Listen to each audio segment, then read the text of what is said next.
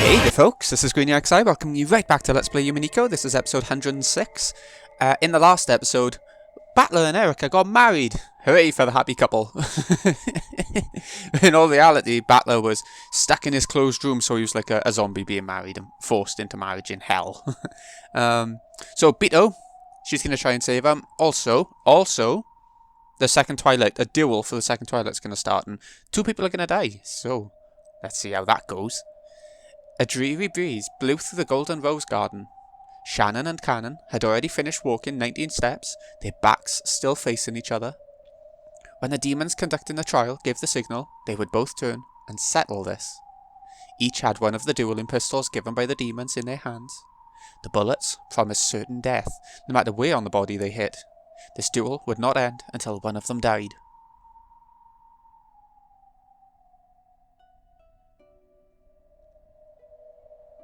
George and Jessica just quietly watched the ones they loved. They had already entrusted all of their thoughts to them, as well as their fates. Just watching over their partners was now the only way they could show their trust. Shannon and Cannon stood quietly, with their backs turned. They had already set aside the feelings they'd built up during all those days they'd known each other. The next time they laid eyes on the other, nothing would be asked of them except pulling that trigger. The only one who still couldn't muster any determination or resolve towards this duel was Beto. The closer that moment came, the less she understood. The love between George and Shannon wasn't standing in the way of the love between Jessica and Cannon, or vice versa. Why, when both sides could find happiness, were they being forced to kill each other? I don't understand. I just can't understand. Little sister, we are not permitted to do anything but watch. Zeppa-san, Fufu-san, why this duel? This is no trial of love. You really are demons. You just want to enjoy watching one of the pairs fall apart, don't you? Silence. You'll get in the way of the lovers. You're the ones getting in their way. One will fall. The one who loves that person will grieve. If only you two weren't around, no one would be sad. That's not true. If we hadn't set up this duel, then both pairs would have fallen apart. This duel is necessary. I haven't been able to accept that since the beginning. You say their love can't be successful without a miracle of magic? What does love need other than 2 people who love each other? This duel is meaningless. So stop it, you two. Shannon and Cannon both. Why must you fight each other to the death when you were once as close as true siblings? I just can't understand. Everyone should have been able to hear Beto's yell. However, no one's expression changed. That's right. I'm impressed that you noticed. This is love's truth. What is? Normally, love needs nothing more than 2 people who love each other. Therefore, when there aren't 2 people, we must use a duel to make that number become 2. I could understand if it were a duel between 2 people fighting over 1 woman. If it were a duel to cut 3 people in love down to 2. But here we have 2 pairs of people. The world formed by each pair is complete, isn't it? There's nothing compelling them to fight. The minimum number of people that can create a world is 2. A world can only be born, love can only be fulfilled when 2 people gather. That's why this duel is necessary. So that they can get up to that number of people. Are you saying the furniture is subhuman, so they don't count as a single person? Exactly. Furniture is subhuman. That's why furniture and a human cannot add up to 2 people. That's insane. Status has nothing to do with it, if both of them love each other. No, it does. Do you really think that the status of the pair of lovers doesn't matter? Is a man who has a wife allowed to love someone else? Is a woman who has a husband allowed to love someone else? Are you allowed to fall in love with your parents? Are you allowed to fall in love with your children? There are many situations where status makes love unallowable. And just what is furniture? Why mustn't furniture fall in love? Because their soul is less than a single person. Shannon, Cannon, and of course the piece that you are. All of you are furniture. Subhuman beings who possess less than a single person's soul. To be qualified to love a human, you need only one thing. the possession of a single person's soul. That's why a pair in love can create a world. For example, do you think a man with a wife has the right to love another woman? Of course not. If he loved two women, neither would get a full person's worth of love. A man such as that would be unworthy of love. See? There are plenty of statuses and humans who have no right to love a person. As long as both people feel love, nothing else matters. That's just the hypocrisy of naive love. We cannot forgive humans who falsely pretend that they have the right to love. We cannot forgive the love of subhuman beings, of those who don't make up the minimum number of people required to create the world. That is the purpose of our trial. It's to let the sinful souls regain a complete soul and become capable of true love. Right, let's get to it then. I want to see who wins. Zeppa-sama, Fifa-sama. Our hearts are ready. Please give the signal to start the duel. The pair bidding farewell quietly asked for the signal to be given. Zeppa nodded silently, then walked to a place that could be seen by both of them. Fifa spoke in a voice quiet enough to avoid distracting the two duelists. Watch. Watch the duel to see which of the lovers will fall apart. No, this isn't a duel to see who falls apart. This is a duel to make true love succeed. I don't understand what you two are saying. No, you must understand. This marks the birth of a human who can truly love another. I don't understand. No matter which wins, please support them. Right now, their days as furniture will end. It's an amazing song playing in the background. I don't know if I've been putting it a bit quieter, just so that you can hear the reading, and also copyright has been a thing with this series. It hasn't affected anything, but it's there. The signal is simple. I will count to 3. When I reach 3, the duel will commence. Understood. Same here. If both miss, the duel will be temporarily suspended. You will be given bullets again, and we'll start over from the beginning, with your backs to each other. I guess it'll repeat until it's all settled. Zeppa, have you seen this sort of duel many times in the past? Of course. I've seen many of them. Usually, how many times do they need to face off before it's over? In almost all cases, it's decided in the first round. They must all be really good shots. That's not it. If one side misses, the other can corner them at their leisure and shoot. If the first bullet misses, then you've lost your chance at victory. However, if you take too long, you'll lose before you can even pull the trigger. If you're going to lose anyway, you'd at least want to have pulled the trigger first. Your resolve is good, you two.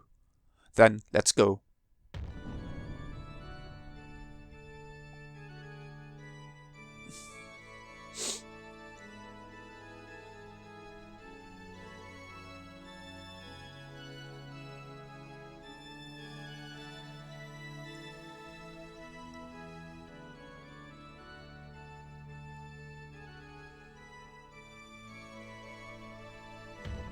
One, 2,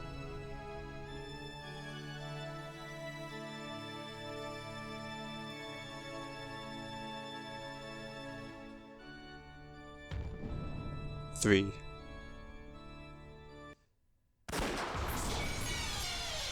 In the Golden Rose Garden, when the number 3 was yelled, the sound of gunfire rang out once. Even the people watching couldn't tell whether that was a single gun firing, or the sound of both going off at the same time. In the midst of the stench of gunpowder and white smoke, there, with gun raised and smoke trailing the barrel, was Cannon, and lying on the earth was Shannon. No. Shannon. San. No. Shannon fell before the gun fired. Jessica's distressed expression was enough to explain what had happened. Slowly, Shannon stood up. There was no bullet wound anywhere on her body. At the time of the signal, Shannon had thrown herself to the ground, dodging the bullet. It had been a bet. If Cannon had turned around and taken the time to aim carefully before shooting, then he would have shot her as she lay there. However, if Cannon shot as soon as he turned round, she would be able to dodge it. Cannon had also made a bet. He did not underestimate Shannon's skill with a firearm. He was fully aware that if he assumed Shannon should be timid enough to let him shoot first, he would lose before even pulling the trigger. So he had decided to shoot right away, and he had predicted that when he shot, Shannon would reflexively pull the trigger too. Since he intended to shoot right away, he would be more mentally prepared, so he was confident that he'd be able to shoot accurately. If Cannon had cautiously turned around, and Shannon had shot instantly with the strength of her will, then Cannon wouldn't even have been able to pull the trigger. So, no impatience on Cannon's part was to blame here. The two had simply given it their all, left their fates to the heavens, and reached this result. I didn't imagine that my quick-tempered Nissan wouldn't shoot at all. I'm surprised too, to think that old, prudent Cannon-kun would shoot as soon as he turned. As Shannon quietly pointed the barrel at him, she slowly walked forward. She planned on cautiously closing the gap until she reached a distance from which she could hit with even more certain accuracy. And Cannon had already lost any means of fighting back. He could only try to dodge Shannon's bullet and place his bet on the second round. If they both thought this, then what happened next would turn that assumption on its head. This isn't over yet. Cannon dashed forward like a tornado, bent over so low that he was almost crawling over his shadow. This duel could only be settled by a bullet, but he wasn't the only one who had a bullet. If he could steal Shannon's gun away from her, he could turn the fight around. Ooh, good shout. And if Shannon calmly shot through Cannon, it would end. The odds that Shannon would miss, or that he could get close enough to her before she fired. Cannon would bet all the chips he had on them. Shannon could draw Cannon in until the last second, then shoot him from a closer distance. If she pulled the trigger just before he reached her, then even if she missed, they would just start again from the beginning. Shannon kept her gun pointing at Cannon's forehead as she compared these options until the final moment. She led her shot, calculating the distance he had already moved and the time it would take to pull the trigger. The goddess of fortune smiles impartially. No! Surviving past the final moment, Shannon could have shot. Cannon barreled into her chest. He then swung his hand up and knocked the gun Shannon held into the air. That strike sent Shannon's gun flying into the sky. At the same time, Cannon's gun also flew from his hand and danced through the air. The two guns danced a rondo through the sky, reached their peak and began to fall.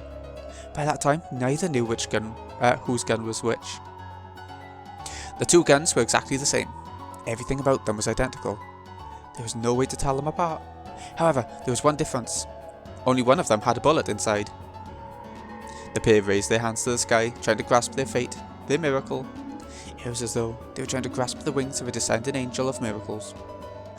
The pair looked up at the brilliant sky and entrusted everything to the goddess of fortune. Then they each grabbed one of the guns out of the air, and after dancing a momentary rondo, their arms crossed each other. Even that had been like a dance. Then they each pressed the barrel of their gun up against the other's forehead, both as steady as a rock. Even they could not know which gun held the bullet. When they both pressed the triggers, one would die and one would remain alive. The match would end. George and Jessica wouldn't know the result until that moment came. However, was it really impossible for the two holding the guns to know? The muzzle of Cannon's gun, which had already been fired, must have been warm. And the muzzle of the other gun, which Shannon hadn't fired, should have been ice cold. So perhaps the pair of them did realise which gun was which. And yet, both expressions were solemn. The faces of those who would believe in their fate unswervingly until the moment the triggers were pulled. Don't be sad. We'll meet again soon in the Golden Land. We should have done this much sooner. If only we had. Our reunion could have been avoided entirely. It's alright. Considering what day it is, even this duel is just a farce. You're right. If we're just going to revive in the Golden Land anyway, it really is just a farce. Then I'll see you later. Yeah, you too. So long. Ooh, who is it?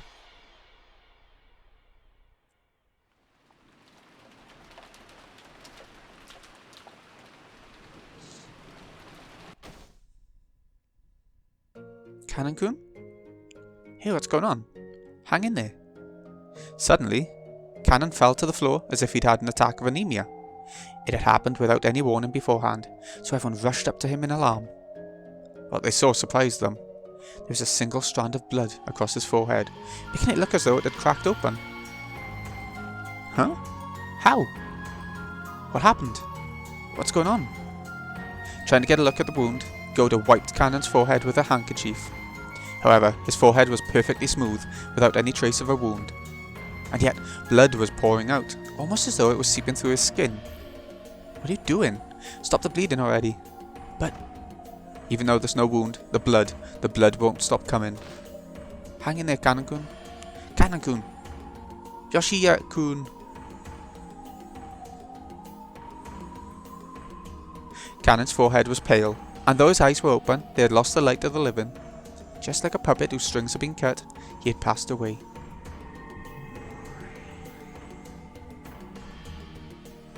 Yoshiya-kun! Yoshiya-kun!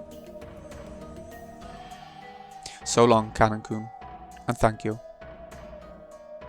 Jessica dashed up to Cannon's corpse, held it, pressed her forehead against his, and as the still hot blood was smeared over her forehead as well, she sobbed. Shannon! George-san, we've won. Now, I finally have the right to love you. Shannon leaned against George's chest, as though the strings holding her up had been cut. George held her in silence. Yoshiya-kun! Yoshiya-kun! There was nothing in the golden rose garden except the wind that carried golden flower petals, and the sound of Jessica's grieving sobs.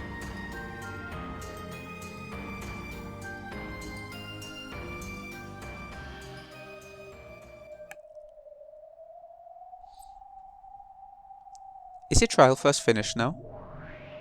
It is. Congratulations. You two were the ones who remained. So what happens to Jessica? No one. We'll give you our blessing. But please, don't forget, you are now responsible for nurturing your love. Please take good care of the seed of love that this miracle has created. Of course. I swear it to her and to you two. And now, let Shannon have the miracle of magic. Now, your soul will become human. You will become a single person. Gather incomplete souls. Become one and know love. When Zeppa and Furfur faced the heavens and yelled, the miracle of love gathered the souls around Shannon.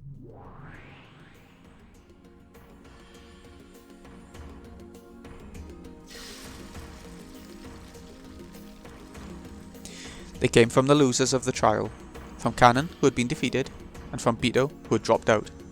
Slowly, the bodies of the two began to break down into flecks of gold dust.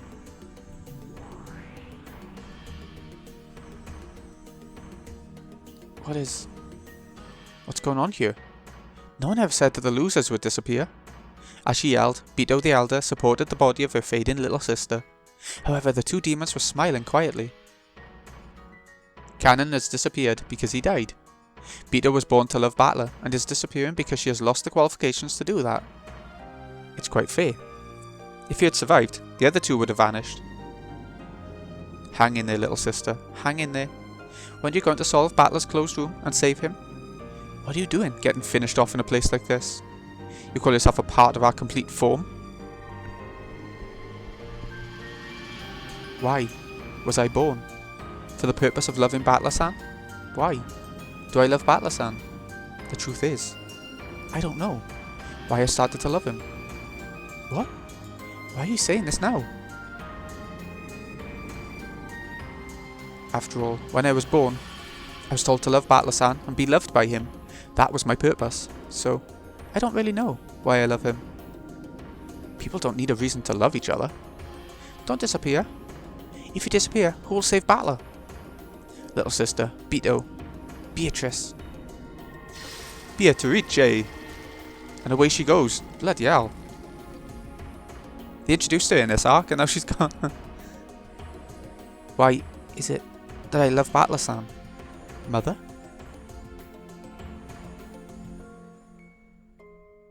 Well, I'm actually not a big fan of the family-oriented type of girl. You see how crude I am, right? I just can't handle acting politely in front of girls, ladies first and all that stuff. So if I had to say what type I liked, well, I'd probably like a Jessica-ish girl. If I'm crude, why shouldn't she be too? It'd probably be just perfect to have a rough, relaxed relationship where we could mess around without worrying about gender and be rude with no worries.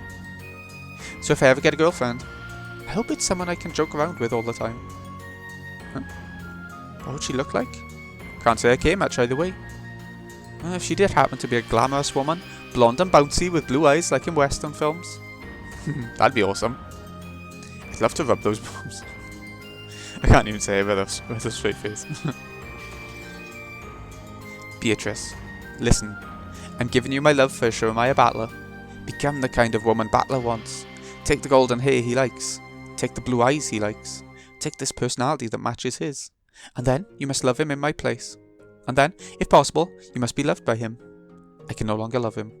Please take my feelings that went unfulfilled, my feelings that I couldn't hold back, and make my wish come true. From this day forward, you're no longer the rocking dreamer ghost that lives only to play pranks.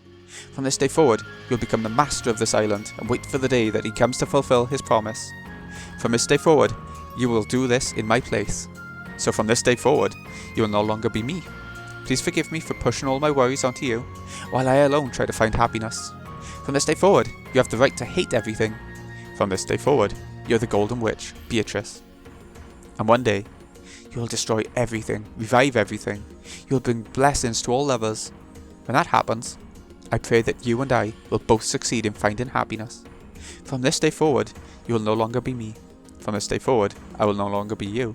The two of us will split apart a single soul and share it.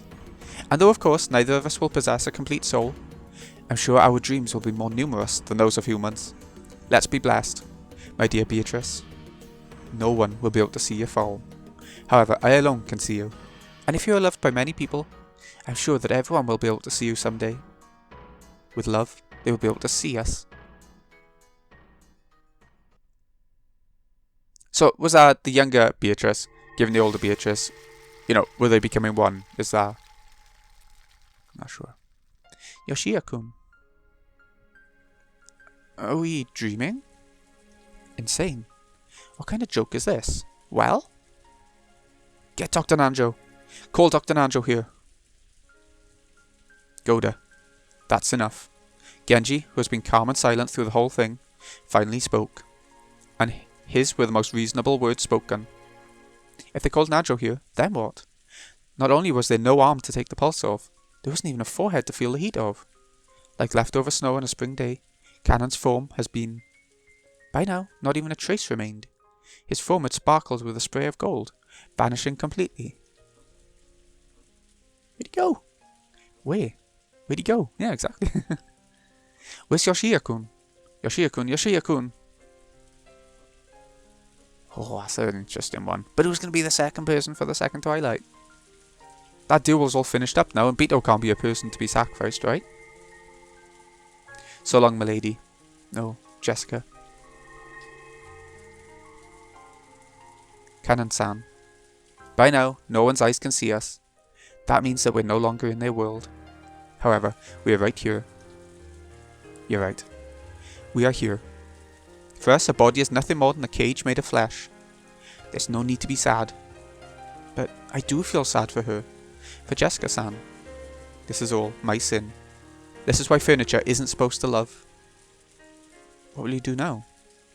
Though I have lost my form, though I can no longer talk to her, and even though if Jessica ever talks to me, I can do nothing except nod behind her back, I will be by her side.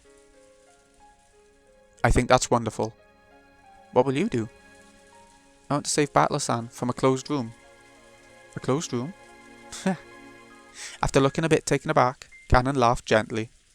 Beto, who hadn't expected to be laughed at, looked a little sour. Why are you laughing? This is very important to me. It's a closed room. That's something for humans with bodies to worry about, right? Huh? Ah! We've already been released from our cage of flesh. How could a closed room hinder us? You sure about that? I mean, there's a chain lock and packing tape seals and red truth. I see. So you aren't a being from the world of pieces, but a higher level world. That means your limitations are different from ours, or so I hear. Ah well. Cannon stretched. Looked as though he was about to head out somewhere. Cannon-san. Seeing as you're a fellow loser... Okay, I'll go for you. I'll go to the guest room in the mansion, let Battler-sama out, set the chain behind me, and hide in the closet in his place. Is that enough? I'm glad for the sentiment. However, even if he wanted to leave the cousin room, because of Erika-san's seals, unlike the next room over, the cousin room containing Kanem was a guaranteed, complete closed room, even counting the windows. Not only did he have no way to save Battler, he couldn't even escape himself. In that case, use your magic to give me power. My magic? Yeah. Use your magic on me. Wait. I don't even know how. Aren't you Beatrice, the Golden Witch? I'm a witch, but I don't even know about closed room tricks, much less magic. Sigh. Okay, listen up, Beatrice. I'll only tell you this once. This is what a witch is. What a witch is? A witch is not the one who solves puzzles. Not the one who solves puzzles? Yeah, that's right. If you're a witch, why are you clutching at your head because of someone else's puzzles? That's not a witch's job, right? Then what is a witch's job?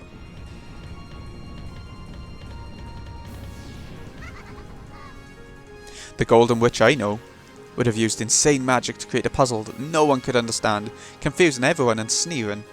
Create a horrible riddle that no one can get, spin everyone around and badmouth them. You aren't supposed to clutch at your head worrying about your opponent's puzzles. That's your opponent's job. Worrying is my opponent's job? Don't worry about how Jeremiah Battler got out of the closed room. A chain-locked closed room? How trivial. You need to create a much more spectacular, ultimate closed room, and make it so that they're the ones worrying. I'll even lend a hand. I'm not the one who worries. That's for them to do. It's about time they learned the true terror of the Golden Witch Beatrice. The one who can create endless closed room tricks of the most horrific kind. Tricks that can make even the demons of hell prostrate themselves in shock. A closed room even more horrific than Battler's hands?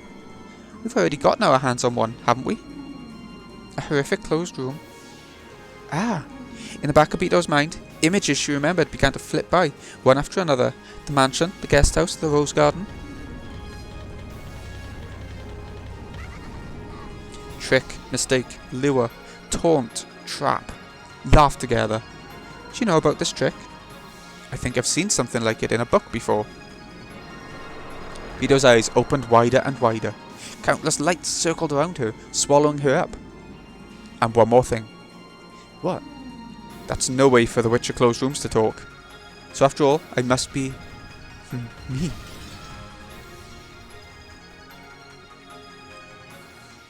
Is she remembering everything and becoming the Witch Beatrice properly again?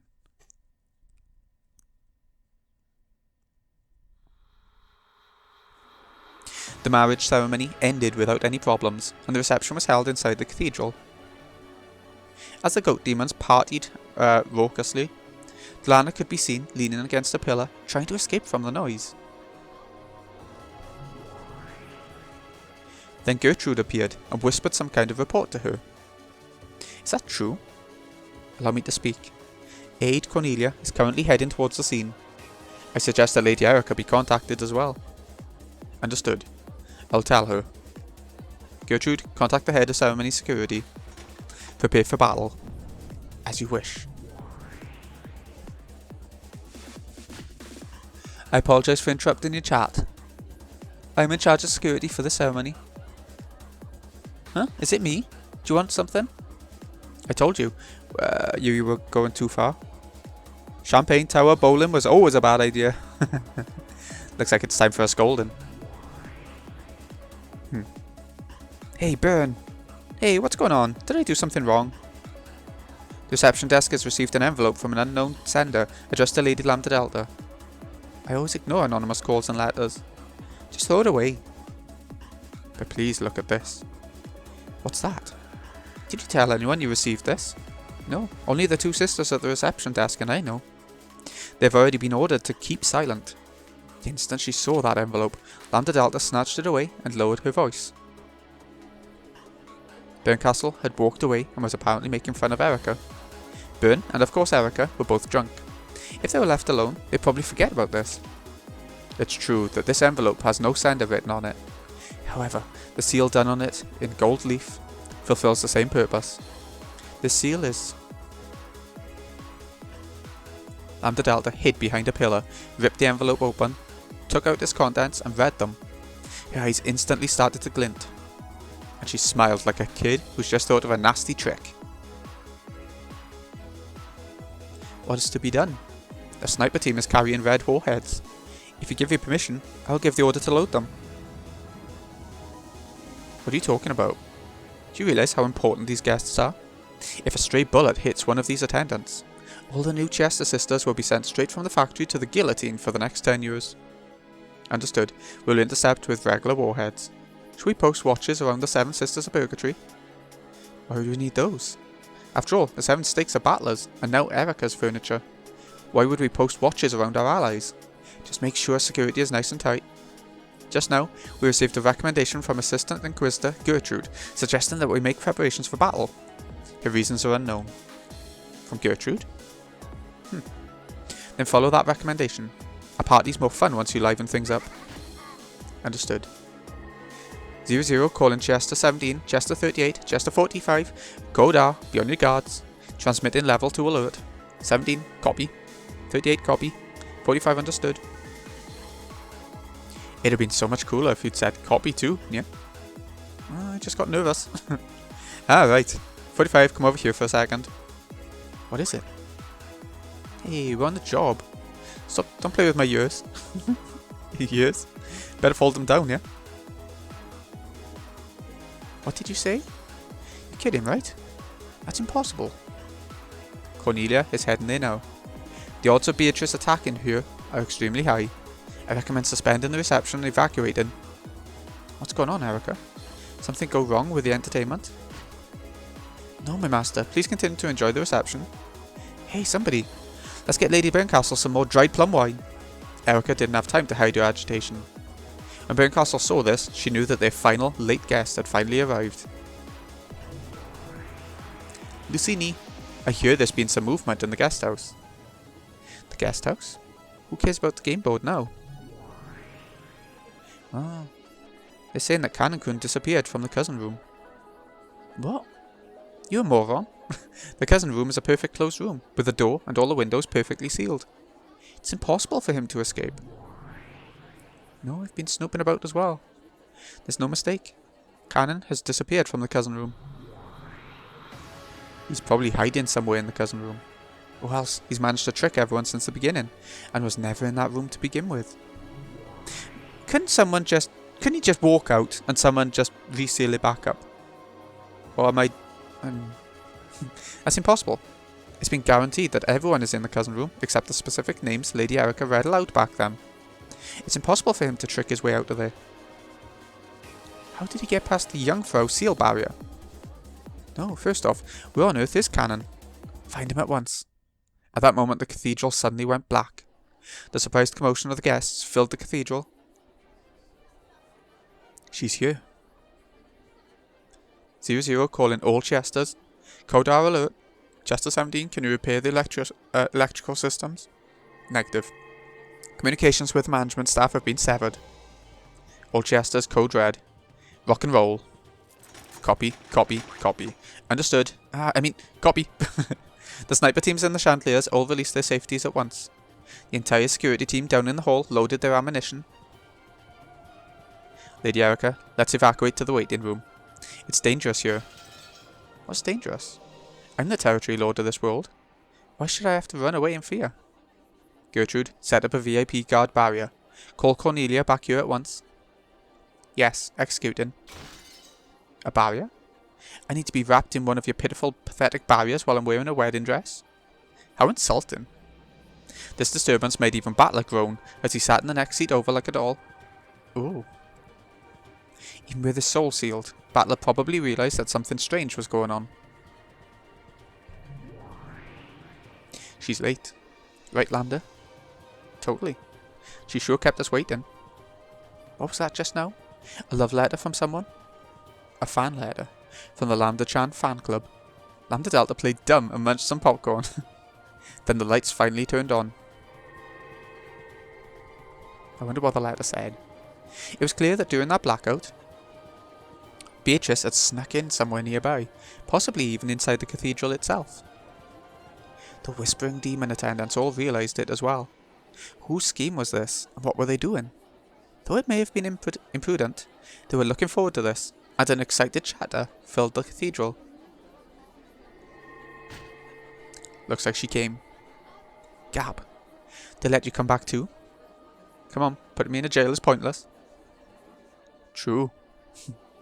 But Ricci, Battler's closed room, the cousin room, and even the final possibility, the next room over, have all been sealed. How are you planning to save Battler? Let's suppose the milady has found some trick X. If so, she would inevitably have to march in here to thrust that in Lady Erica's face. But against all of these jester troops? I can't believe this many of them were hiding here. It's impossible, she'll be sewn to death. Rabbit Ears dashed all about the hall. Incredible that she could remain hidden and unnoticed with so many people around. If she can just get close enough to challenge Erica, she should be able to get herself an even fight. I see, that move. However, does my lady have that item with her? She always complains and dislikes it when I prepare them for her. My. She's a troublesome one to the end. Amid the crowd, Ronove took something out and showed it. When Virgilia saw, she understood what that in his hand meant. True, with that, it should be possible to stop the attacks from the Chester troops. Well, if it doesn't work on Erica, we're through. The problem is getting her right in front of Erica, if only for a second. The Chesters will probably prevent that with all they have. Leah? Do you think you can gain her that time? Virgilia gave a small nod. However, the problem was the two Chester troops standing at her back.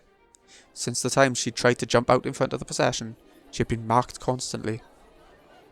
It was possible, with Virgilia's vast magical power, to momentarily take out all the Chester troops in the cathedral. That would only gain a short bit of time, but it would be enough to confront Erica. The Chester troops knew this, so they kept a close eye on Virgilia with tense faces. At that moment, the great cathedral door was blasted to bits. The fragments became bright gold butterflies, which danced across the room in a beautiful blizzard of gold leaf. That golden storm slowly faded away. Then, at the entrance to that red-carpeted path to the grave, a calm, majestic figure was... Guards, shoot to kill! Negative, conduct an identity comparison. Dlana ordered the guards to shoot the intruder right away, but Chester 00 didn't respond. Was it because she had been warned about shooting the guests? And was afraid of the consequences of possibly shooting a drunk guest, pulling some sort of prank? No, 00 was just coolly and calmly carrying out her duties.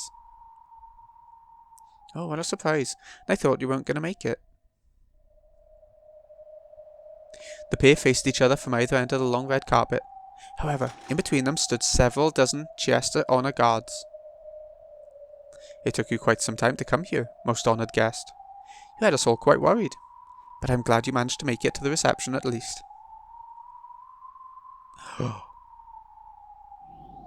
Heh. Why'd she got blank eyes then? Beto laughed. That chuckle made Battler's eyes quiver slightly. You.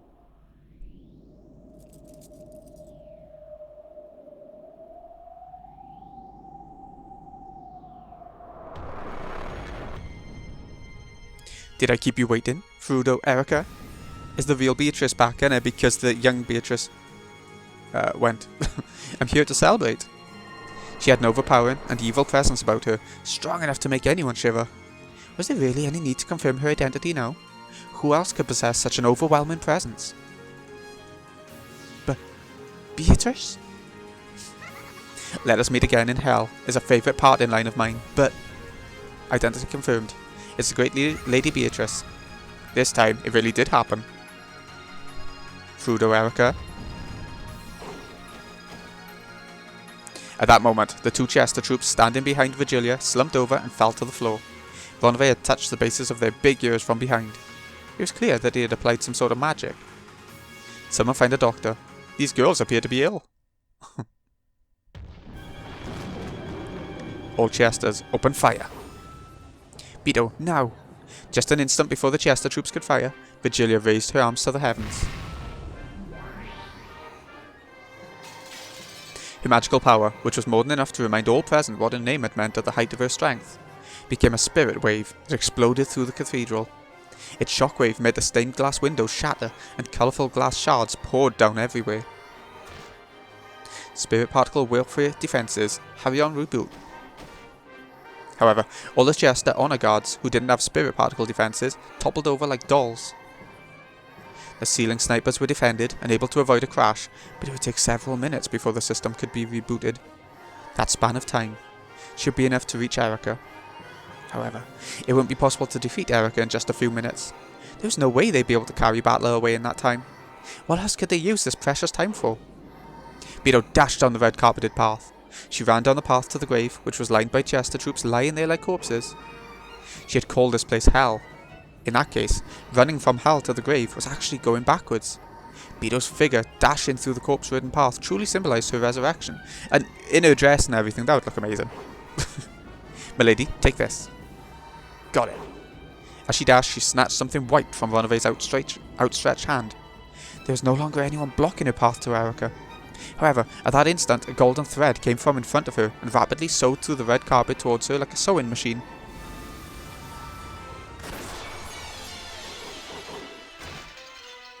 Oh, we have a meddler. Reloading complete. Requesting data. Yeah. Firing radar targeted. Data linked to 410. 410 was clever. She predicted that Virgilia would go for a spirit particle attack and had folded her years and 45s over beforehand. So they were the only ones who weren't taken out. Firing! Once again, the golden sewing thread chased after Beto, weaving like a sewing machine. It was as though an undulating cold snake was shooting after her. Impudence. You mean to delay my precious showdown with Erica? Beto jumped sideways away from the red carpet, then dashed across the long table covered with beautiful food. The gold snake chased her, sewing through the pure white tablecloth like a sewing machine and scattering dishes left and right. The goat attendants ran about wildly, trying to escape. The cathedral was wrapped in pandemonium. I can't believe some of those rabbits evaded the spirit particle attack. This is bad. If they take up that position, there's nothing we can do. The pair of snipers, attacking from the chandelier high above, were much further away than Erica was, too far for Beto to reach. Furthermore, their position landed the entire cathedral inside their range of fire. Too bad, yeah, Beatrice Sama. The trials of love are harsh, yeah? 45, new magazine. You mean this? Gap handed her the magazine. 45 always handed them over backwards, so 410 was a bit confused to have one handed to her the right way up. Huh? Yeah? Yeah. Let go. Yeah. No matter how distant a position they might take, it was no problem for the elusive Gap. Gap twisted their long ears up, then tickled them with her thumbs. The Jester's greatest weapon was also their greatest weakness. The two doubled over with laughter. I've got these two, but how many seconds do we have left? The other Chesters will be reactivating. On the other chandeliers, even more powerful Chesters were slowly starting to move again. It would be impossible to buy any more time. Ah, Gap. Thanks, I'm in your debt. Don't forget to thank these guys too. Beto, good luck. Hang in there. You don't have much time. Erica. Beto cut through the crowd of scampering goats like Moses. Her goal was straight in front of her. The place where Erica and Battler were seated.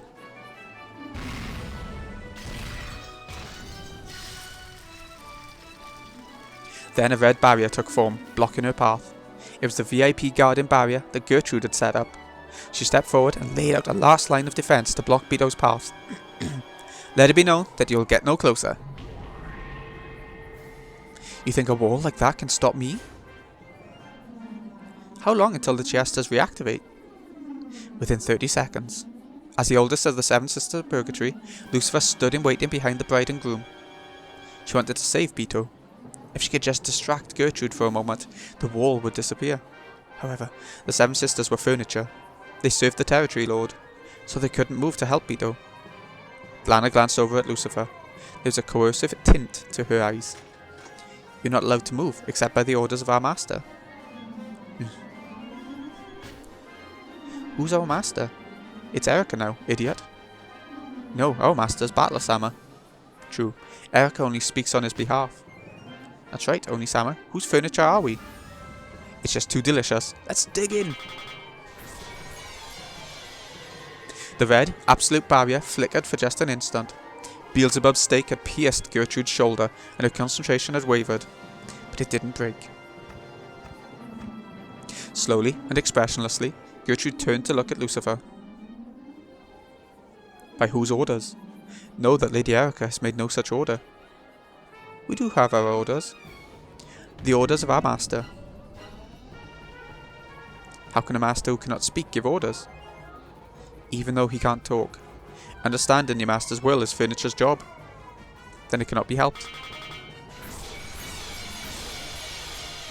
The 7 stakes shot at Gertrude at once.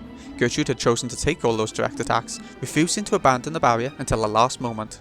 Though she was resilient enough to be called a literal Iron Maiden and received no damage at all, it was more than enough to make her flinch and lose control of the barrier.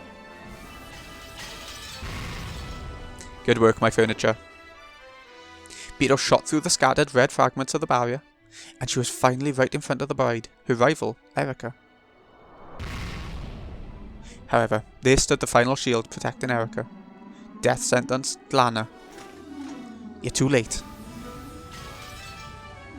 Time is already up, Lady Beatrice. Chester 17, data link to all Chesters. Incoming data from Archangel Satellite. Home in format, verdict model, conceptual guidance. Chester 20, reactivation complete. Chester 127, reactivation complete.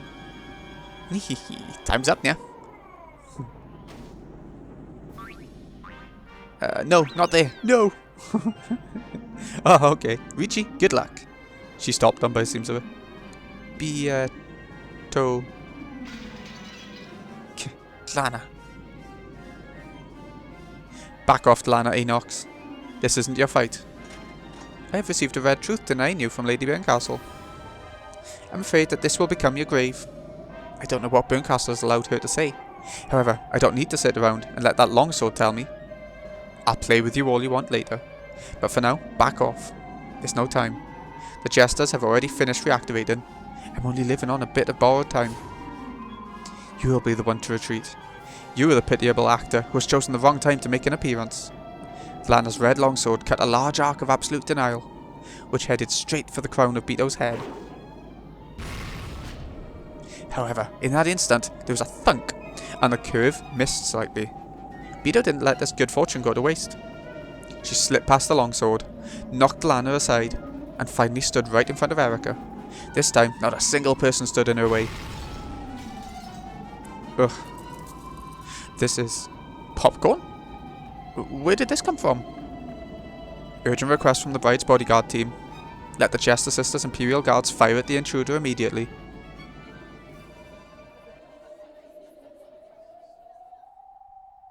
The commotion quieted. However, no one shot. Why? They could have shot if they'd wanted to. All the Chester troops had completely targeted her and removed their safeties. Of course, all of them had finished reactivating. However, they hesitated to pull the trigger. Why aren't they shooting? Let the ceremony guards immediately. Wait, look at that. Lana's expression grew grim. Then she quietly put her red longsword away. After all, Erica would have to make a decision. If she decided to ignore it, they could shoot to kill. However, if Erica picked that up, they must not be so, or do so. So they couldn't pull the triggers until Erica decided. Why won't anyone shoot? Look closely. See what Beto just threw at Erica? Is that thing that Ronave gave her, is it? Lambda Delta pointed, still chomping down popcorn. It was hard to see from the balcony. Beto had thrown something like a white handkerchief at Erica. It had fallen to Erica's feet. What was that white thing? She really knows what she's doing, that girl. She knows what it means to be the main character. How interesting. The thing that had hit Erica in the face and fallen to the floor was a white glove that Beto had gotten from Ronave. Hitting someone with a glove like that could only mean one thing. It was... Ooh, Zeppa, what's this? What's it mean? This is... a request for a duel. Yes, that it is. If she picks up the glove, it means she's accepted. And if she doesn't, the Chesters will shoot. Why would she pick it up? She doesn't have to. However, we and the demon attendants would probably spread the word far and wide that she dishonorably ran away from the duel. She would be known for eternity as a coward who ran away from a duel of love. Are we going to have a second duel this episode? Beatrice waited firmly and composedly. If Erica just kicked it away, then at that very instant, the jesters would probably all fire at once, turning her into golden embroidery. So Erica didn't have to pick it up. However, she could not afford to be afraid of picking it up. After all, she was the true victor who had defeated Battler's closed room trick and logic. If she was the victor, she should have nothing to fear. So, if she was afraid of doing it, it would prove that she still felt a tinge of doubt about her victory. If I don't pick it up, I can kill you without getting these clothes dirty. That would probably liven up your reception.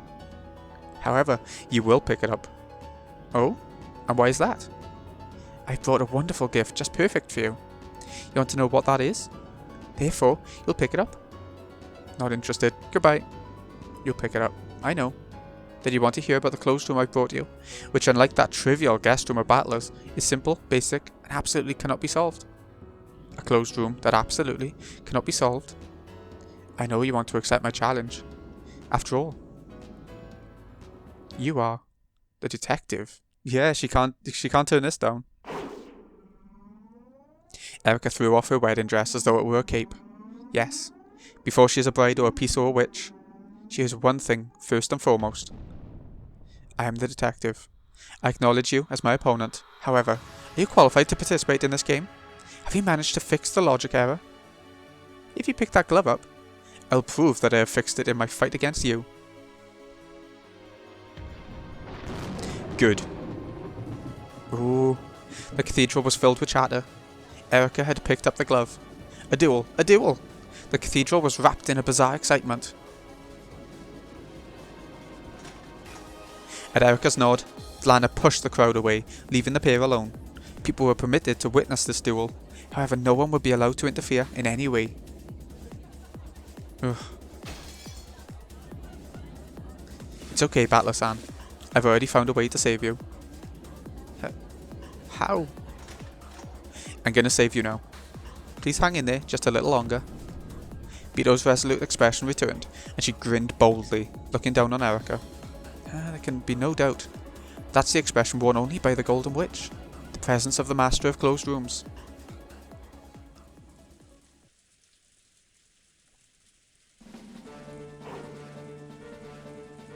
Here we go.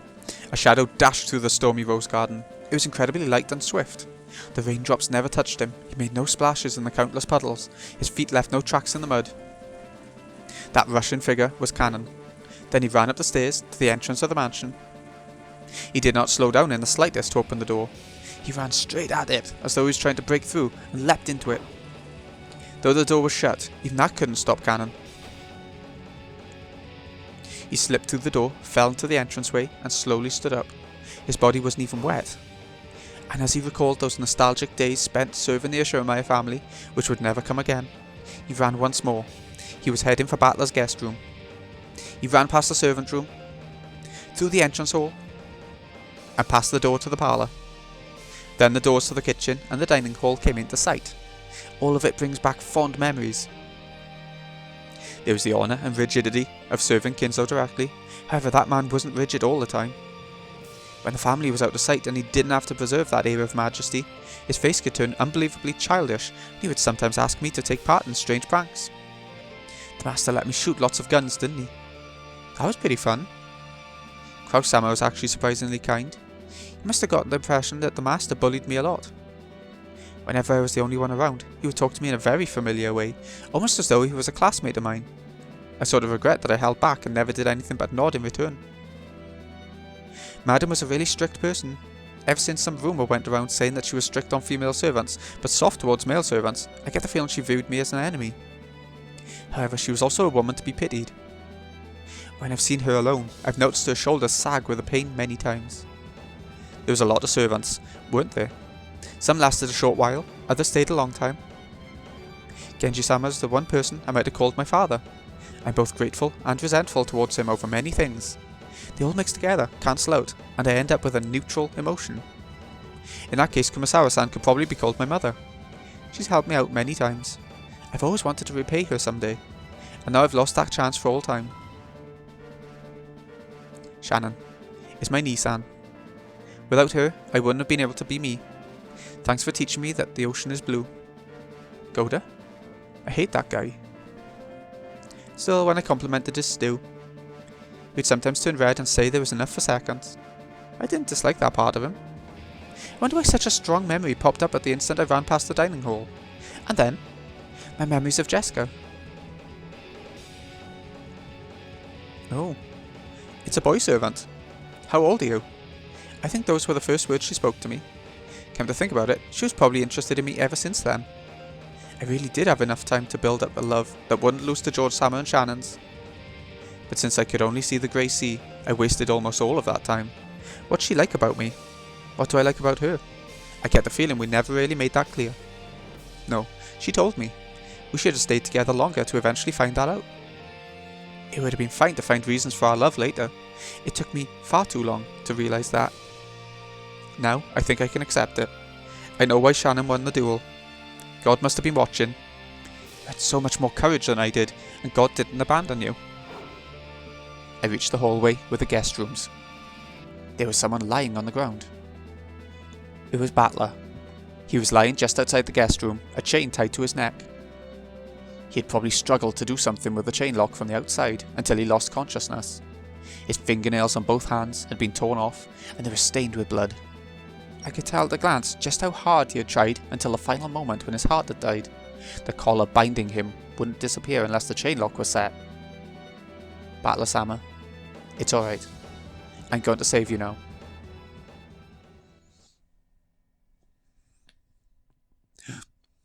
Battler responded faintly.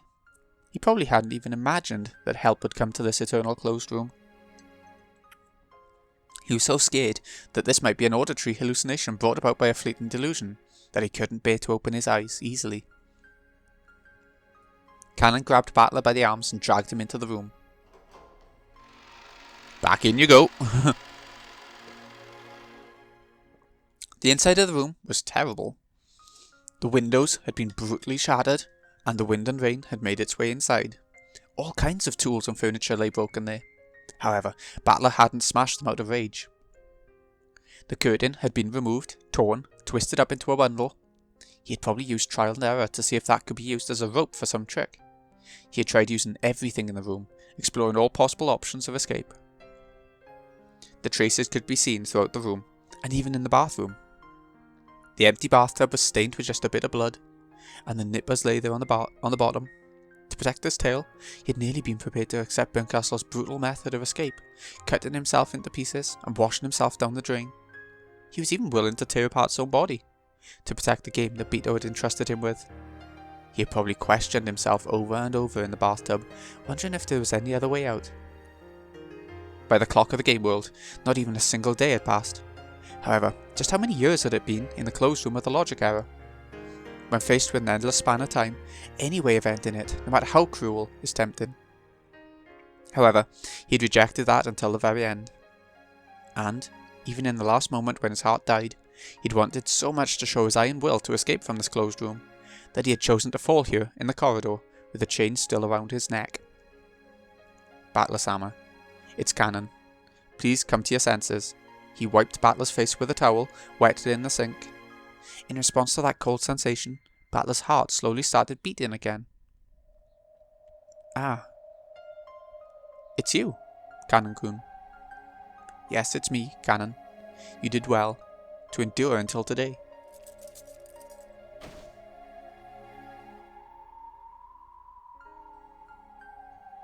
Heh. Looks like I slept in just a little too much. Battler realised that the feel of the towel on his neck meant that the cursed collar and chain were gone. There's no longer anything binding you here. Come on. Please, head back quickly. But, if I unset that chain lock, that chain will come back. Don't worry. No longer does any chain exist to bind you, Battler-sama. I'll remain here. What did you say? By now, Battler knew the terror of this endless closed room better than anyone else. So he was more filled with shock than happiness, shock at the determination of the one who was willing to become the new prisoner. I will be fine. There is no need to worry. But, Battler-sama, isn't there still something you have to do? Go back, quickly. There is someone fighting in your place. and there is someone waiting your return. Will you not go back? His stern words and gaze shot straight through Battler. Are you sure? Yes. That will be fine. This way I can repay my debt from back then. Debt? Do you owe me something? You aren't the one I owe, Battler-sama. It's okay, so go. I don't like being indebted to others. Go quickly. You must not keep her waiting now. So hurry. Battler couldn't argue back anymore. He silently bowed his head, unset the chain, and opened the door. Cannon had remained in the room, so no chain appeared about Battler's neck. He could leave this closed room just by running out. The happy-sounding voices that he had heard of the far end of the corridor had been replaced with an excited chatter. There must have been some sort of strange disturbance going on. Is the wedding right? The reception. As Cannon went out into the corridor to see me off, the merciless collar and chain had already captured their new prisoner, who would remain inside this endless closed room in Battler's place. Cannon-kun, I feel the same. About what? I don't like keeping debts. I'll definitely repay you, and I'll do it soon. Hope I can count on that. Go on, run. Run to the one you love. And please, never get lost again. Battler didn't turn back again. He ran with everything he had. He ran out into the corridor, whose warmth he had cursed so many times. That cursed chain no longer bound him. He ran to the very end of the corridor, beyond the light. Step into the light. Cannon, still connected to the chain, watched him go, then quietly returned to the guest room. Now, he only had to worry about his own job. Stay in this room, and fix the error in logic. Now, I set the chain lock. As soon as he said it, the chain disappeared from his neck. Then if he hid in the one place Erica hadn't checked, the broken logic would be fixed. The closet door opened slowly. It was well oiled and opened without a sound. It was cramped inside and dark. This tiny space is the last place I'll see. As long as I remain hidden in here, the logic will be preserved. That's an easy job. Easier than caring for the roses. Cannon went in it and closed the double doors from the inside. As soon as he did, a single small gold butterfly appeared, melted into the darkness of the closet, and vanished. It was a sign that the logic had been fixed. The witch's game had already stopped, and the clock of the world to pieces would never tick again. So for all eternity, no one would come to save him from this place. That's okay.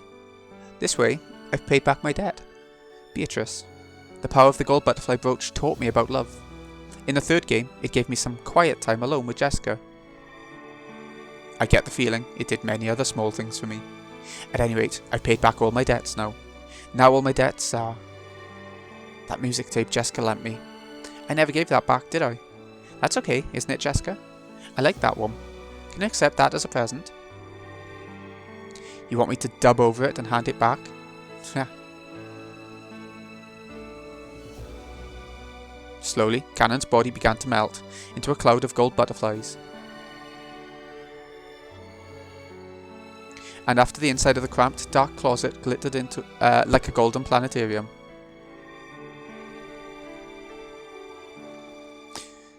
It faded away like the light of fireflies, and was painted over by a pitch blackness, for all eternity.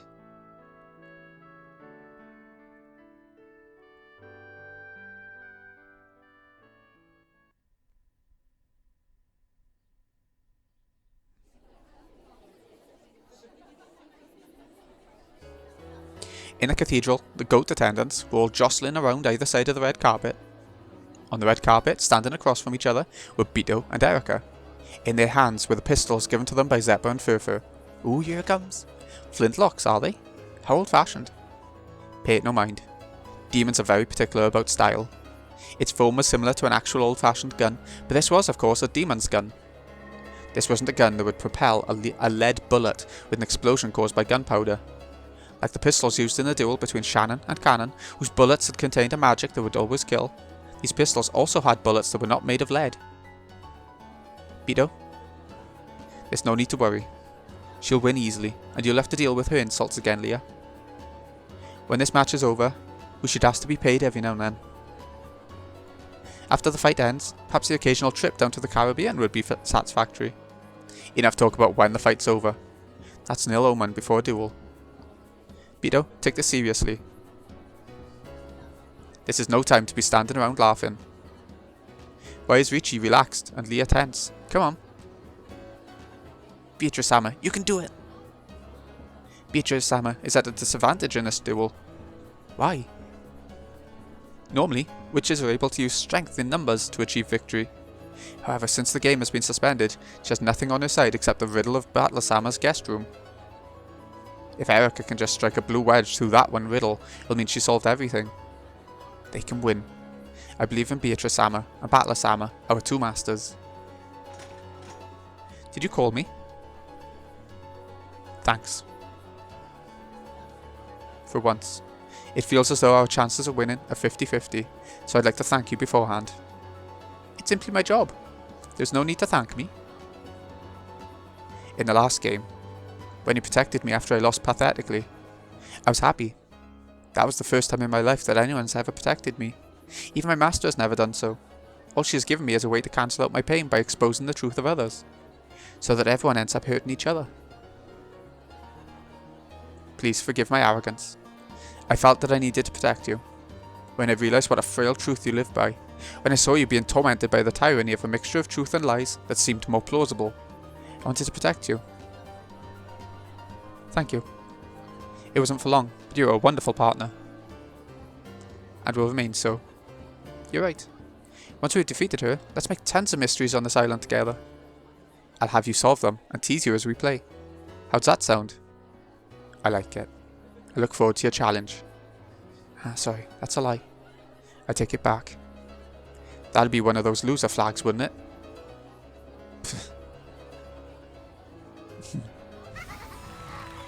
Now, you ready, duelists? When the two demons clap their hands, the duelists instantly return to their bold, tense smiles. The bullets within those magic guns are not lead. They are bullets of red and blue truth for the battle between mystery and fantasy. As long as you possess truth, your bullets are endless. However, being hit by a single one means instant death. You both prepared? Certainly. Of course. Lady Lambda Delta, O great and powerful Witch of Certainty, and member of the glorious Senate, please come forward. Will you swear to oversee this duel? Of course. I swear it. The crowd split, and Lambda walked forward with Burncastle by her side. She looked between the faces of the two duelists. Then she took out an envelope with the seal of the one-winged eagle and lifted it high. Beatrice has sent me her revisions to the tale inside a sealed envelope. After inspecting it, I find its contents to be valid. I proclaim that the logic error has been avoided. The chain lock is still set, and without any contradictions with any red truth made up to this point. Oh, but how? The many goat attendants knew the details of Battler's closed room. They realised how difficult it was. And though fiery debates had swept across the crowd during the reception, none had been able to find an answer. And now it was clear that Beatrice had already reached one. Therefore, this duel is legitimate. It will centre around one single point, the closed room of Battler's guest room. Battler disappeared from within a closed room sealed by a chain lock. Therefore, Erica has been armed with the blue truth. Beatrice has been armed with the red truth to counter back. The duel will continue until one side is victorious. Splendid. Perfect. Okay, well then Beto, present your new, revised tale and riddle to Erica. Cannon used magic to escape from the cousin room without breaking the seals. He reached the guest room and used magic to let Battler escape from that closed room. What a foolish tale. Very well. Erica, is there anything you wish to confirm? Repeat it. The one who rescued Battler was, without a doubt, Cannon. Very well. The one who rescued Battler was, without a doubt, Cannon. Repeat it. Battler and Cannon are different people. I'll say it. Battler and Cannon are different people. That's enough. Erica, you done confirming things? That was all I needed. I've already decided how to fight. Okay. Let both sides load their bullets. Erica turned around, pressed her finger against the barrel of the pistol, made her blue truth into a bullet and pushed it in. There was no rule saying that she had to turn away, but she didn't want her expression to be read. Or it might have been because she couldn't stand the tension of looking at Beto's bold smile. Beto had already finished loading her red truth. She waited for Erica to finish while calmly puffing on her pipe. Then she looked at Battler, who sat on the throne of the Territory Lord, right next to the two witches who were here as witnesses. Battler's consciousness was still hazy. However, he apparently understood that Beto had come to duel for his sake, so that he could be saved. It was all he could do to just look at Beto with those sluggish eyes. But a flood of emotions passed between them. There was no need for words. Her look was enough for them now. Erica closed her eyes tightly, her fingers still up against the barrel. At that moment, her stunning powers of concentration made all the distractions of the outside world disappear. Good. It's always been like this, but my concentration really is good. You ready, me, Frodo, Erica? First, let's lay out the situation. Battler disappeared from that closed room. The chain lock is set. Did he disappear by magic? Of course not. There has to be a trick. Cannon didn't save him with magic. He just came, took Battler's place, and set the chain. Everyone knows that much. The problem is the next step. No, it's actually the step before that one. Cannon was in the cousin room in the guest house. That room was completely sealed with packing tape, and it's been proven that the seal was intact until the time of the logic error. In other words, Cannon escaped from a closed room that was absolute, with no chance for excuses or twisted logic. Good. This is why she called it a simple yet ultimately closed room. How did he escape from the perfect closed room, known as the cousin room? If I got stuck thinking only about that question, I'd be no better than your average kid detective. That room's a perfect closed room, so there's no way to escape. In other words, trying to think of ways to escape from there is a waste of time. The real question is how Cannon was somewhere outside the cousin room when it was sealed. The cousin room's a completely sealed can. If he was in there when it was sealed, then it's already game over. In other words, at the time the cousin room was sealed, he wasn't inside it anymore. Let's look at the time I checked everyone's locations and sealed the rooms. That's the most suspicious part. At that time, we have the 5 people in the next room over, whom I confirmed with my own eyes. Hideyoshi, George, Kumasawa, Shannon, Nanjo. I mentioned the names of those 5 people during the location check and confirmed that they were in the next room over. Then I checked to see whether everyone else was in the cousin room, and had that confirmed for me as well. I said everyone else, so whether he was Cannon or Yoshiya, or even Poo Picoman, they all should have been sealed in the cousin room. It seems perfect at a glance. However, though that phrase everyone else seems perfect, it's fishy. Strictly speaking, everyone else refers to all humans whose names I did not mention directly. In other words, there are exceptions. For example, it's been confirmed that Hideyoshi and George were in the next room over, so humans with the name Hideyoshi or George, bold come in. It's been a while. Don't need to be inside the cousin room. It seems that Cannon told Jessica that his real name was Yoshiya, but that was no red truth. In other words, what if Cannon's real name is the same as one of those in the next room over? They seem to be about the same age, so let's use George. So what if there were 2 Georges in that room? That doesn't violate the red truth saying that Hideyoshi, George, Kumasawa, Shannon and Nanjo are in the next room over. Let's say that Cannon's real name was Tanaka George. Both Ashuramiya George and Tanaka George could exist in that room at the same time. In other words, there were 6 humans with 5 names. It looked to my eyes as though there were only 5 people in the next room over, but a 6th person, Cannon, was hiding somewhere. I don't have the detective's authority, so it wouldn't be that difficult for him to fool my eyes and hide. I see, the double name trick. Stupid, so stupid. Alright, I've made my logic. Cannon, who was hiding in the next room over, not the cousin room, left by the window after the seals were placed. Bang. Ah, ow. The gun had fired, and the tip of my finger was stained with blood. The blue truth gunpowder had exploded. Ah, damn it. I've already had Lana seal that one. Blue truth arguing about the window of the next room over is forbidden, so I can't use it. Oh, an accidental discharge? Careful now, guns can be dangerous. Shut up. It's just a little mistake. The window of the next room over. You sealed it with some absurd trick, right? Gap told me. Is that so? And so what? Lana, remove that foolish seal. The seal has become your shackles. Beto has figured out everything I've been thinking. And she's acting so confident. Tell me to go ahead and use that argument. Lady Erica, please remove it. That fool. I'll make her regret this. It seems you are ready, duelists. Please face each other with your pistols. They fire with the sparks of truth. After facing away and readying herself one last time, Erica spun around. Beto had been facing her since the beginning. She wore a confident, challenging smile, as if she'd been kept waiting. Then without any signal, the two slowly raised their guns, pointing the red and blue glints that hid within their barrels at each other. Come, I could do with a little fun. Begin. First is how Cannon escaped from the cousin room. I'll use that as my bullet. Oh, so you'll start from there? Let's have it. Hold nothing back. Here I go. After holding the gun high and pointing it at Beto once more, Erica pulled the trigger with statements of red and blue truth. The cousin room is guaranteed to be a perfect closed room until the end, so if Cannon really was in this room, it would be impossible for him to escape. In other words, Cannon was not in that room at the time it was sealed. The name Cannon is an alias. His real name is still unknown. If his real name happens to be the same as anyone in the next room over, that wouldn't contradict the check on who was in that room.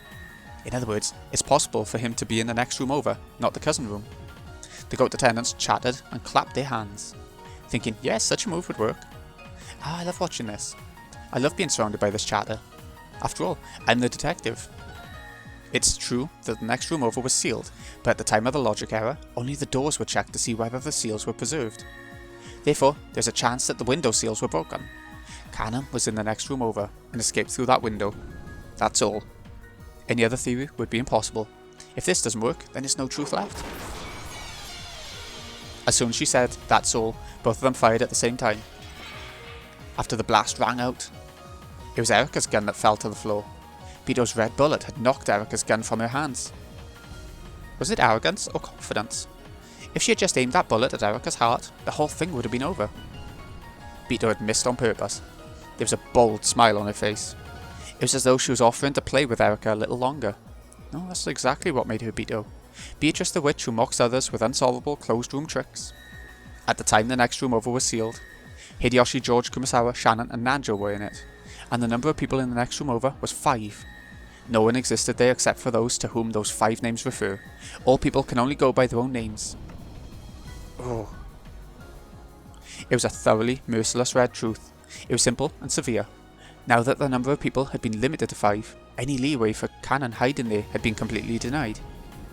Also, it was now clear that only people holding those 5 names existed within the room.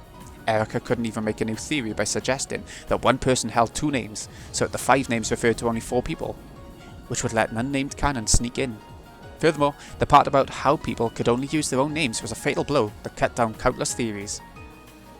Come to think of it, you've only ever met the half-sleeping me from the previous game, haven't you? What do you think, Erica? How do you like the game of the Golden Witch? That's insane. Are you saying that Cannon slipped out of the room by magic? More importantly, why do you just knock my gun away? The human side must crush all of the witch's riddles, whereas the witch side needs only crush the human's theories once. Don't you find that unfair? So I decided to have it be even. Even? I've decided that I'll make my victory condition the destruction of all of your theories. I've won the riddle of Cannon's escape. There's one more.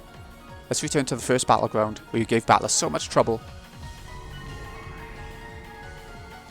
When Beto snapped her fingers, that guest room of battlers was reconstructed. She meant to fight once more in the room that had threatened Battler with a logic error, determined to settle things once and for all. Erica, pick up your gun. We'll have this room be your coffin. I say the same to you. I'll make you regret ever giving me this chance. Witness, allow Erica to use X. X? You mean a basis that doesn't need to be explained? What are you going to let her do? Let's give Erica permission to use blue truths for Cannon and this guest room trick, without making her explain how he escaped from his closed room.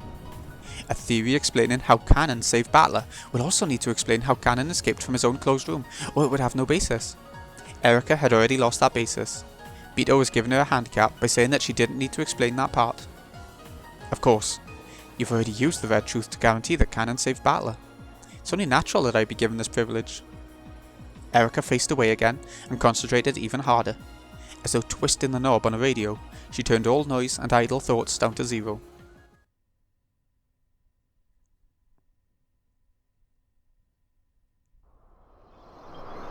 Let's go, Frodo Erica.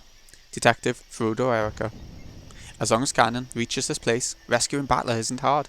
The trick is as follows. Cannon used some kind of escape trick X to reach the front of the guest house, or guest room. While I was busy in the bathroom, Battler left the closet. Battler undid the chain lock. Battler went outside. Cannon entered in his place. Cannon set the chain lock. Cannon went into the closet. The end.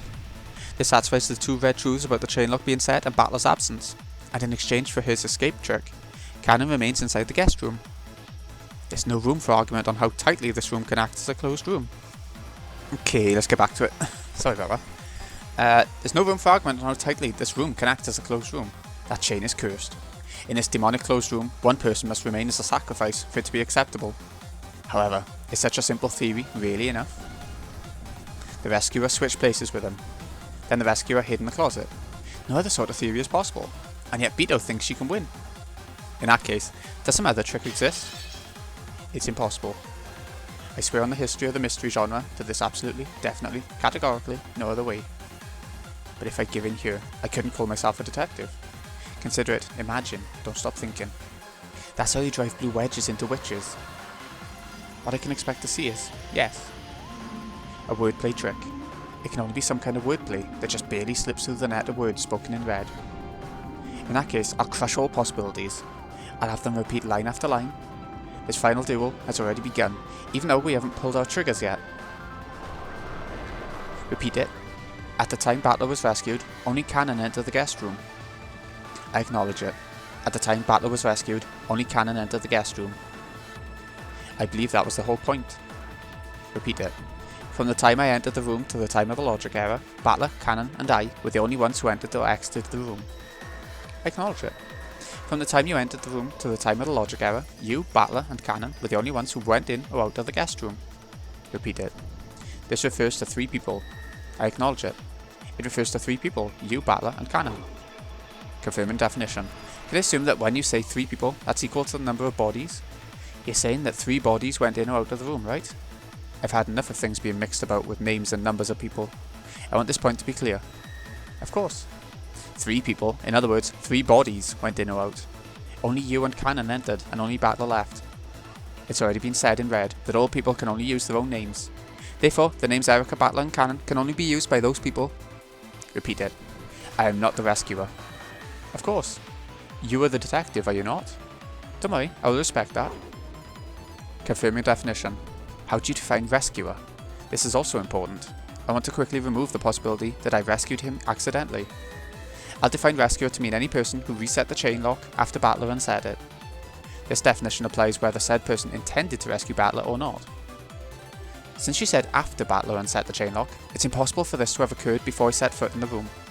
From that point on, I wouldn't undo the chain again for all eternity. After all, the game was suspended at that point.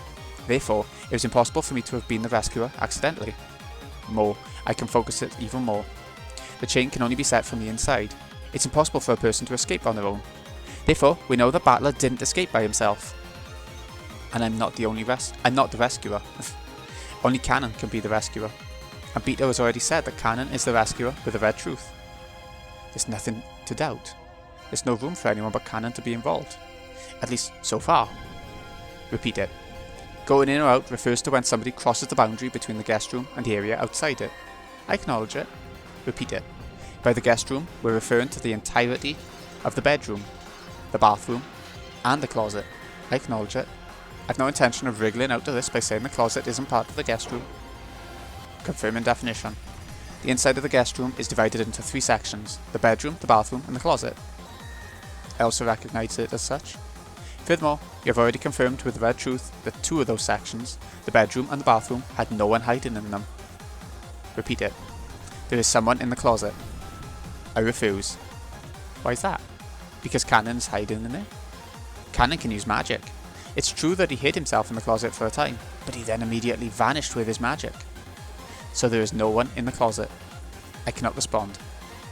I ask you to repeat it once more. Fool, the witch side has no obligation to explain how they did things with magic. No, it's completely obvious. There's no way she can say that Cannon disappeared with magic using the red truth.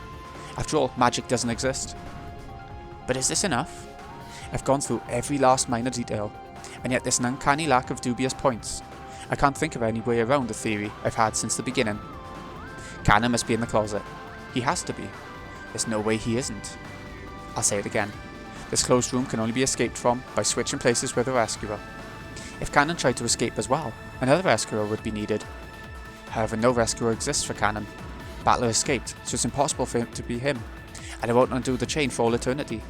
The people who have gone in and out of the room have been confirmed both by name and number of people.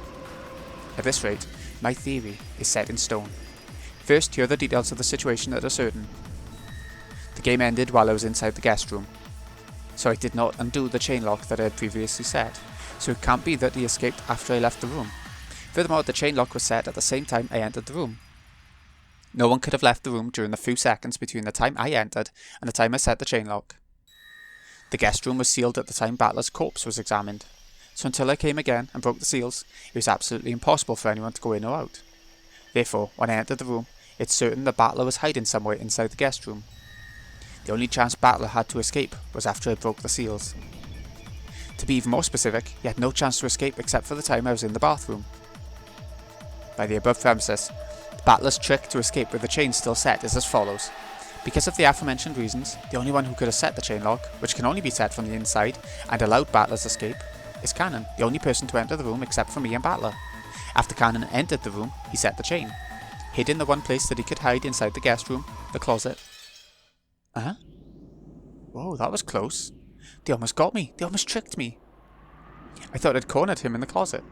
It's the opposite. They're trying to make me think he's in the closet. What was the order in which I searched the guest room? First the bedroom. We confirmed with the red that there was nothing there. Then the bathroom. We confirmed with the red that there was nothing there. That's it right there. When I examined the bedroom, there was nothing there. However, while I was investigating the bathroom, Cannon slipped out of the closet and hid again somewhere in the bedroom. In other words, my guarantee that no one was in the bedroom was torn apart during a span of 1 minute. I've spotted it. This is the witch's trap, an attempt to lure me into thinking that Cannon's in the closet. The place he's really hiding is the bedroom.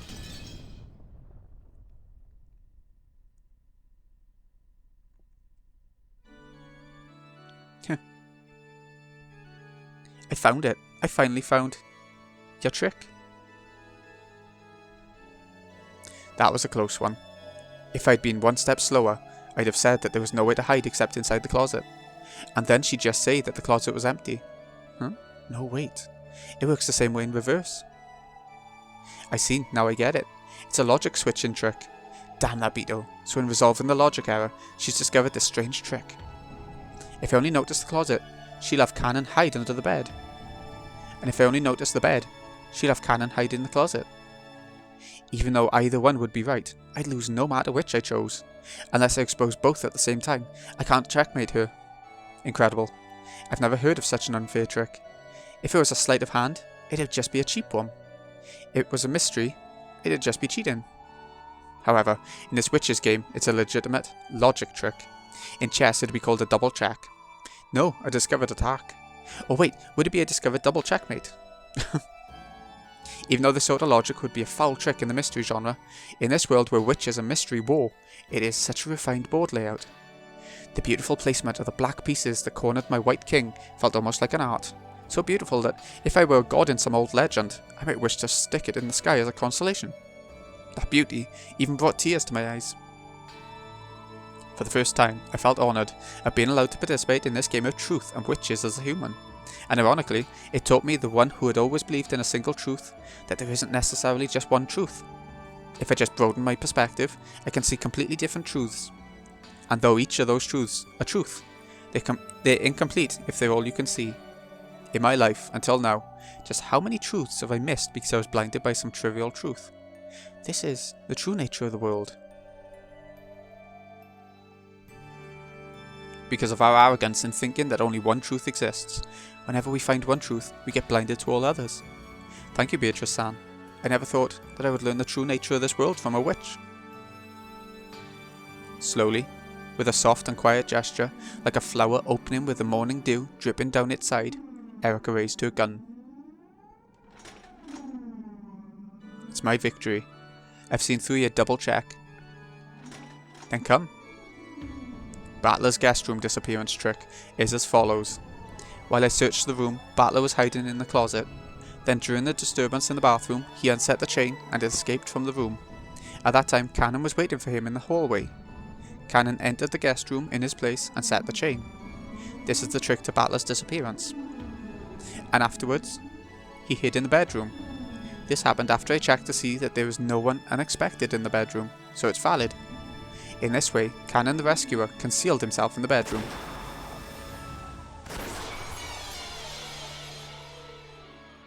Erica's blue bullet flew in a strange arc, became a wedge of the blue truth, and pierced straight down through the bed and the floor beneath. Beto didn't pull her trigger. However, she did quietly argue back with the red truth. Cannon does not exist in the bedroom. Oh, the goat attendants gasped. Erica had apparently been defeated, denied by the red truth. For the goats, who couldn't see more than a single truth, it probably looks as though I've lost.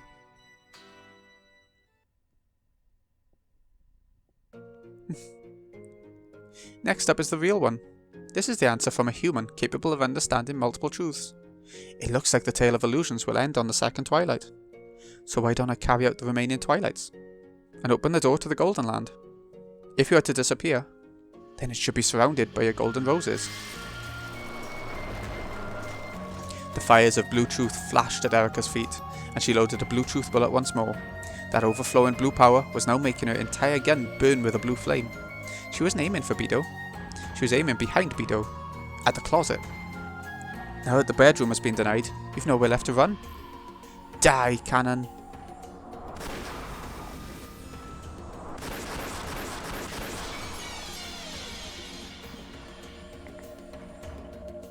The 5 wedges of blue truth she released shot right past Beto's cheeks, hair and shoulders, then pin-cushioned the door to the closet to gouge whatever human was inside to death. The 5 wedges slammed into the door in a vertical line.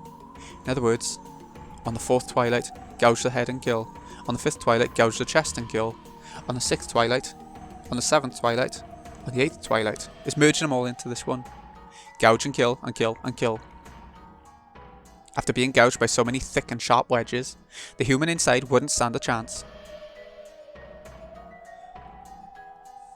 Here's the truth I've exposed. This is all. When she proclaimed that she had finished, the 5 blue wedges piercing the closet disappeared. However, the many large splintered holes left behind showed that it had indeed been pierced. Come on, Beto, how can you react to that? Then, as though this completed the ceremony that led to the Golden Land, the room that had been created around them became countless golden flower petals and drifted away. By now, the duelists and the crowd of attendants were surrounded by the golden rose garden of the Golden Land. However, the closet behind Beto remained. It stood there all by itself like a coffin. Then, as though teased open by a dreary wind, the hole-covered closet door slowly opened. Inside was a human figure. That figure was covered up to the head by what appeared to be a greyish robe. Of course, that also had large holes showing that it had been stabbed into. Eventually, it became clear that this was not a robe, but a raincoat. If he had rushed here from the guest house, then there would be nothing strange about him wearing this into the guest room. Then, with a rustle, the raincoat lost its human shape, crumpled, became a cloud of gold butterflies, and disappeared.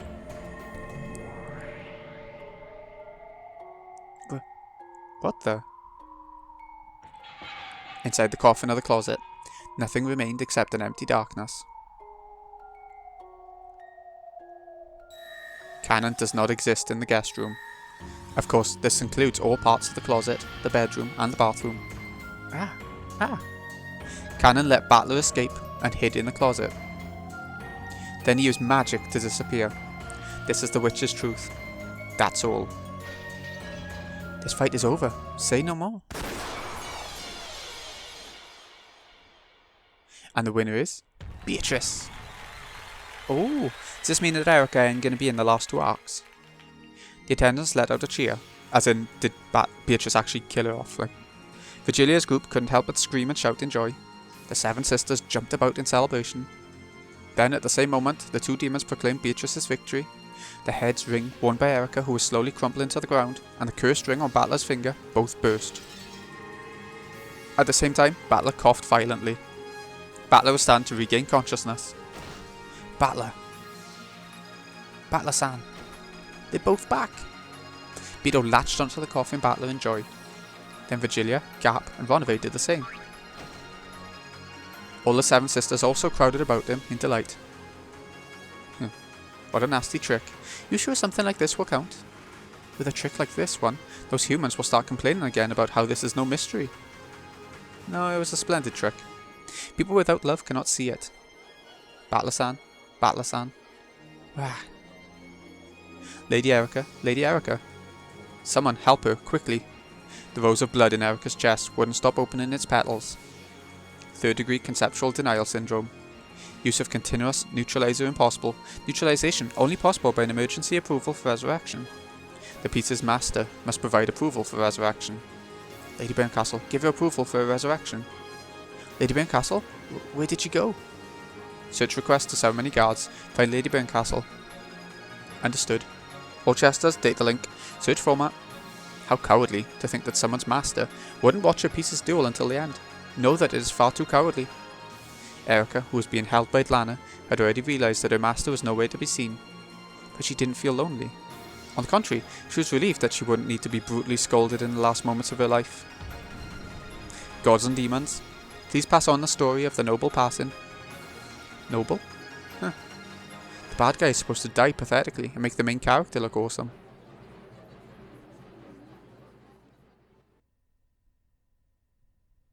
I'm not anyone's piece anymore. I can finally control my own role. Lady Erica, you mustn't move. Stand back. Stay back. When Erica yelled with all her soul, those who surrounded her were forced back and fell on their butts.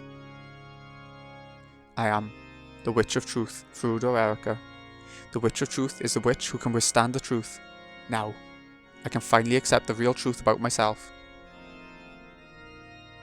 The toxin of her own concept being denied raced through her. Her vision was already starting to blur. At the other end of her twisted range of vision were Battler and Beto, hugging each other and looking at her. Their expressions are firm. That's okay. Pity and sympathy would only make me look more pathetic. For a loser, that sort of expression is the best. Lady Erica, the duel is already over. It isn't. Not until the pair is separated by death. We won't let anyone disgrace her final moments. The two demons grabbed Lana's shoulders and held her back. Dripping blood, breathing heavily, and with an awkward gait, Erica walked towards Beto and Battler despite it all.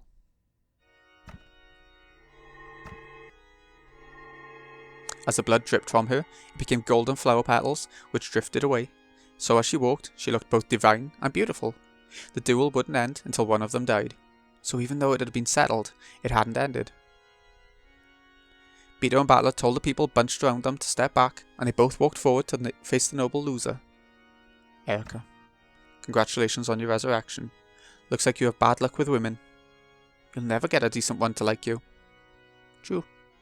And I'll never fall in love with a decent woman. Beto? No, I asked this of both of you. You wish for one final clash? Erica. Very well. We're not so boorish as to refuse your noble request. Thank you. As her consciousness began to waver, Erica raised her gun again. She pointed it at the two of them. Beto also raised her gun to point at Erica. Then Battler placed his hand on hers. If it's already resolved, what more could there be to argue about? Erica-sama. Why, is there nothing I can do at a time like this? Watch until the end. That's your job as her friend, isn't it? Both sides silently loaded their bullets of truth without saying a word.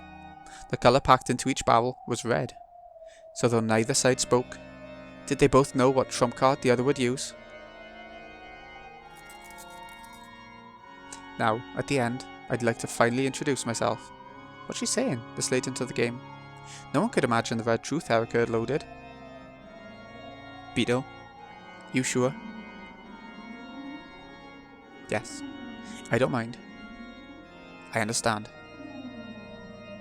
Let's at least pull the final trigger together. I know. Battler placed his hand on top of the finger that Beto had around the trigger. Battler-san, I'm glad I met you. We will be together for all eternity. You just had to flirt right in front of me. It's pissing me off. You know, I really can't stand TV farewell scenes. Yes, the bad guy really does need to wear this face at the very end. That's a nice look. Married life with you would probably have been fun enough to make me vomit. Of course. I'd spin you around every day, locked up in a world of pleasure that'll make you forget Beto-san in a second. Huh. It's 1,000 years too early for you to capture Battler's heart, little girl. You've never looked cuter than you do now. I guess both of us really do need to finish it this way. Come. This is Detective Furuto Erika's final part in line, and self-introduction. Erika spun in a magnificent and graceful rondo, scattering blood and golden flower petals around her as she raised her gun. Hi, pleased to meet you. I'm Furuto Erika, the detective. I may be an uninvited guest, but please welcome me. I'm the visitor, the 18th human on Rokkenjima. Sorry, but even if you do join us, that makes 17 humans.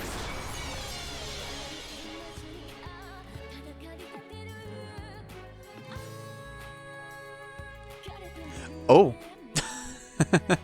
Okay, so Battler died on the first Twilight.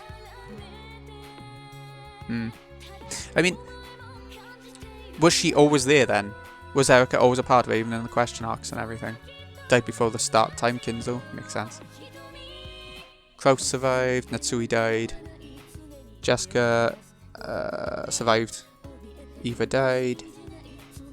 Hideyoshi alive. George alive. Rudolph alive. It's rare that Rudolph seems to live. Kyrie died. Rosa died. Maria died. Nanjo alive. Genji alive. Shannon alive. Cannon died on the second Twilight, yeah. It never said who was the second Twilight, the second Twilight victim. Did it? I mean, it acted like it was Beto, but obviously that can't. Maybe we'll find out in another arc. Yeah, this has been a long episode to finish it off, but they always seem to do this in an arc, don't they? The big climax sort of thing. Okay. There were a lot of characters. As the arcs go on, it just introduces more and more characters and never seems to kill off many of the old ones, does it? Has it killed off any of them permanently? I mean, I know Kinzo wasn't in this one, but even then, he was actually in it for, like, a bit at a time, like, you're in there. All 6th game. Dawn of the Golden Witch. So is it... I assume that's what it's referring to. Nice. Is it going to be a bit more after these now, or is it just going to... Is that going to be the end of it?